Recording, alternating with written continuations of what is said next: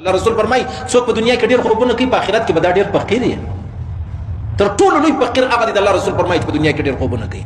دا د سپي ژوند نه دی، دا زموږ ځوانان، دا د فیسبوک دا د موبایل او د آیفون زامن چې تر سهار و دغه موبایل ته د فیسبوک دی، دا مطلب ایډیا نه دی، دا پلانې بس سهار منځ کړي یا نه کړي به دې بیا دا ټیم خو ساعت 2 بجې دی، بیا 2:30 بجو له راپورته سي بس یو غسل مسل وکي، یو کاټن کپڑا خدای ور کړی دا غوا باندې بس نستوړي وتړي بس اتر ولګي د باندې راوځي. په دنیا کې تر ټولو ښایسته سړی دا ښکاري او څه زبردست ژوند دی، لیکن د الله رسول فرمایي تر ټولو ناکام ترینه سړی دا.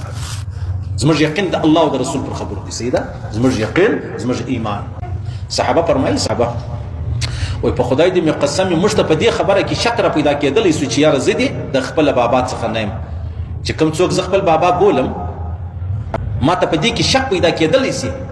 دا ډېره اشد خبره ده. اوس به یو سړی وایي چې یاره څونه بده خبره یې کړې ده د محمد رسول الله په مقابله کې چې واقع بیا بده خبره نه ده، دغسې بده خبره ده، لیکن چې بیا مجلس د محمد رسول الله و کور ته ودرېږي بیا بده خبره نه ده. ول په دې کې موږ ته شک را پیدا کېدلی سو چې زه د خپل پلاره څخه نه یم، زما عدي دې خیانت کړی نعوذ بالله. خو په دې کې شک نه و چې محمد رسول الله څه فرمایلي و هغه دې هغسې نه وي، په دې کې شک نه و. پیغمبر اسلام مبارک صحابه کرام جهاد لره واستول، یو ته و فرمایل که پرتا مشکل حال را لجنډي پلان ته ورکا، بل ته و فرمایله، بل ته و فرمایل، څلرم ته نه و فرمایل. نو چې دغه خبرې پیغمبر علیه السلام مبارک ورته وکړلې نو یو يهودي ویلې ول دا درې سره به شهیدان کیږي. ول د الله رسول ورته و فرمایل که مشکل حال را لجنډي په پلان ته بلاس ورکړي. او عجب دا ده قاضي احمد الله جان صاحب رحمه الله زموږ استاد هغه فرمایلی ول دا درې سره صحابه کرام کور ته رالو، وصیت یې وکړي خپل میراث تقسیم بشي مې وروښه ولاړو. بیا چا پوښتنه جن وکړه ولې نو ته خو شل واره جنګ لره تللی یاست، ولې یا د دې واره موږ واپس نه راځو، ولې نه راځې خو ته څو واره تللی بیرته رالې، ولې د الله رسول اشاره وکړه ول که چیرې مشکل حال رالی نو د مشکل څه مراد چې دی هغه مرګ دی، شهادت. یو هغه درې سره صحابه کرام شهیدان شو، هغه څلرم نسو شهید چې د الله رسول ورته وفرمیل جنډۍ به پلانې ته ورکړي، هغه ته دا نه دی ویل که پر تا مشکل حال رالی. دا ولې؟ دا وجه دا ده چې زموږ ایمان بالغیب دی، موږ ایمان د الله رسول فرمایل خبره خلاصه ده. نو دلته د ازما او ستا عمل د ازما او ستا منځونه د ماته چې په مسجد کې کوو د ازما او ستا دپاره ذخیره دي، کلمه شریفه ذخیره ده، د قرآن تلاوت ذخیره دی، د همسایګانو سره ښه کول ذخیره دي، دغسې یو صدقه او خیرات کول دا ذخیره دي. بس صرف زما او ستا د ورتګ ټیم دی، تاخیر دی، دیر دی چې ما ورته ورغلو د شان به زما او ستا دپاره پراته دی. عیسی علیه السلام فرمایي وایي د دنیا او د آخرت د سفر فرق دی، د دنیا او د آخرت د سفر فرق ستا. څه فرق دی؟ فرق دا دی په دنیا کې چې ته ځې ستا سره به شی در سره ستا پاسپورټ، ستا روپۍ، ستا ATM کارت، ستا موبایل، ستا ویزا، دا به ټول در سره وي. او د آخرت دا دی ته بې استه یې وروسته به ته پسې ورځې. دا ما ورته چې سهار لمونځ وکړې دا موږ استولی دی، دا اوس لمونځ مې وکړې دا موږ استه وو، داسې زما او ستا په روش کالم تللی دی، وړم کالم تللی دی، لاک وړم کالم تللی دی.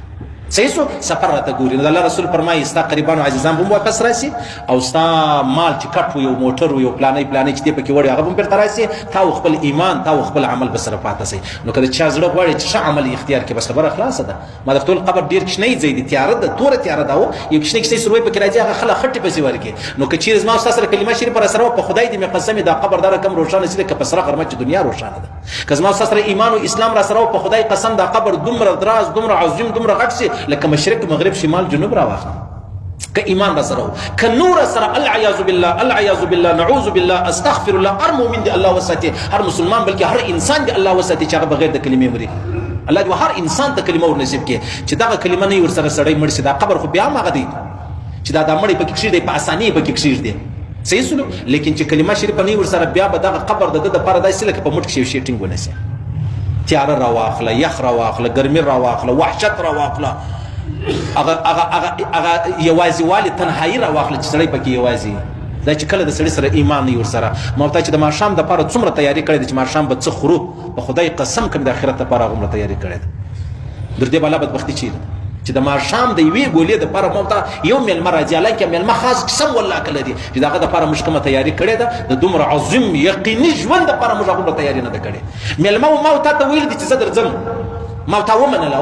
دلته الله او رسول راته ویلي دی چې ستا به دغه مرګ، ستا به دغه روان ژوند دی، موږ هغه ته هغونه نه ده منلي. دا خپل یو میلمه میسیج را کړی دی هغه مې ومنله، د هغه دپاره م تیاري شروع کړه چې الله او رسول څه راته ویل د هغه دپاره م تیاري نه ده شروع کړې. دا وجه څه ده؟